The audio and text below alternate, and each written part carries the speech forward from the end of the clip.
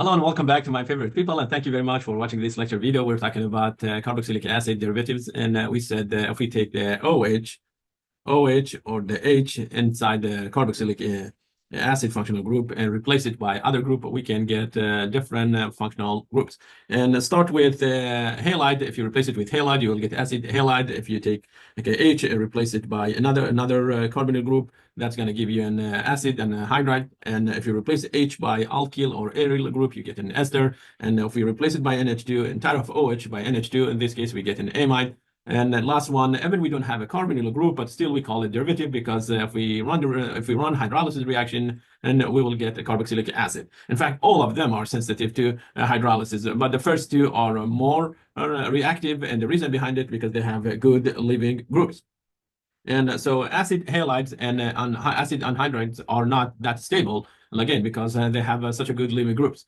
Ester and amides, you can find them in nature. And like if I want to talk about the ester, anytime you smell nice fruity smell, that's a sign of an ester functional group. And you can find it pineapple or, for example, banana. The best example for amide maybe is going to be a protein. Any protein that you pick is going to have nitrogen attached to carbon. Nitrogen, it has an H. So technically we have an amide.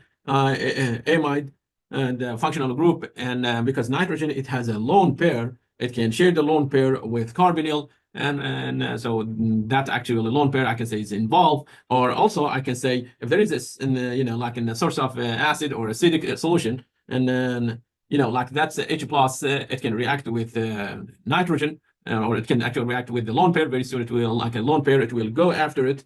It will go after the H plus and it will take it. So that means nitrogen very soon is going to have a positive charge and it will turn to a good leaving group. So any amide is going to be sensitive to acidic solution. And but what will happen if we apply, like a high concentration, if we add like a strong base? Strong base is going to be a strong, also like some of them are strong nucleophile as well. And so any nucleophile, it can attack that carbon. And if they attack that, carbon, then we will have a nucleophilic addition there. And so I'm going to say this reaction, this amide is sensitive to like acidic and basic solution, and that's the reason we say our skin or our body is sensitive to high concentration of acid or bases. Another example for amide is going to be melatonin, which is a compound that your body uses to regulate the sleep, and without that compound, we're going to have a hard time technically to sleep. I want to go through nomenclature of this different functional group before I start talking about some chemical reactions.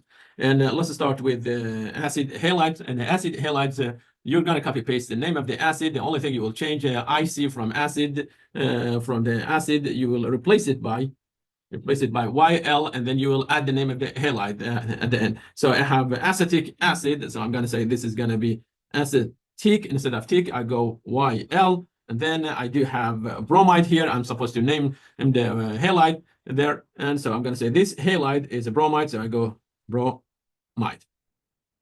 And next one, we have a benzoic acid. And so I'm going to say the name, it will be benzo.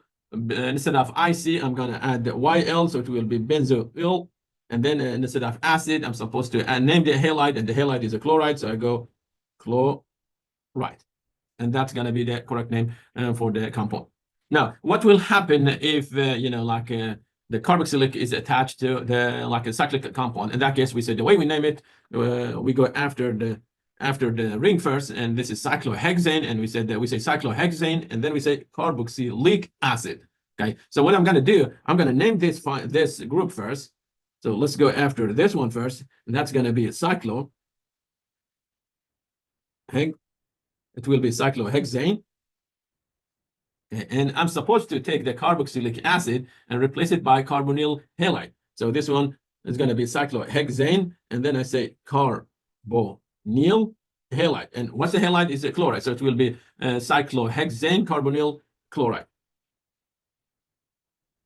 And that's going to be the correct name for the compound. So we replace the carboxylic acid by carbonyl chloride.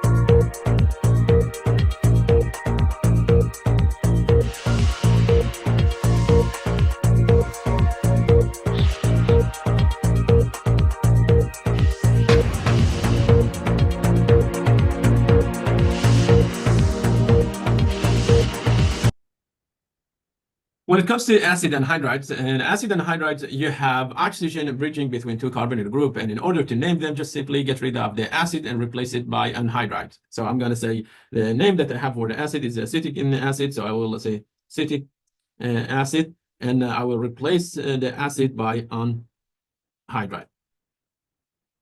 Next one, it will be the like an dicarboxylic acid, and so again, we're going to repeat the name. Succinic acid, and I will replace the acid by anhydride. Okay, and you might say, I don't remember, the name for such an acid. I did not, like it's not that thing, like familiar for me. Is there any way, to name this compound based on a system, or like, is there any systematic way to name it? And go with this. Just ignore the carbonyl for now. You have a compound that is made of 4 carbon, and there is oxygen bridging between those 2 carbon. That's an ether. Okay, and is in fact this one we call it THF. Okay, is a THF. And how do we name this compound? In this case, I have oxolane, and the common name in like one like name that we use it in technically in IUPAC is going to be oxolane, or the common name for it is THF. Now, the way we actually we want to name, or we're going to follow to name this compound, I'm going to put 1 here, and next I'm going to say I do have a carbonyl here and another carbonyl there, so 2 it will be here, 3, 4, 5. And so what do I have? I have oxolane that on 2 and 3, I have a ketone, I have carbonyl groups technically. I go, this is going to be oxolane dash, and then I say 2 and 5 dione, or to show that we have a carbonyl group there. And that's a way, like you have to follow to name it based on IUPAC. But the name that I wrote, the succinic anhydride, is the common name that many chemists or biologists people use it. Okay, what if the anhydride is asymmetrical, and how do you name it in that case? Just simply go after the 2 acids that you're dealing with. I'm going to highlight them. One acid, it will be this one, and the second acid is going to be that. And so I have 2 acids. One of them, it will be acetic acid, and the second one, it will be benzoic acid. And we said when it comes to anhydrides, just simply get rid of the acid and replace it by anhydride. And we have 2 acids. One is acetic, and the second is benzoic acid. So you're going to alphabetize them, and you will say this compound is going to be acetic. And then you say benzoic, and at the end, you'll say anhydride. And that's going to be the correct way to name it. And this is going to be the end of this lecture, and thank you very much.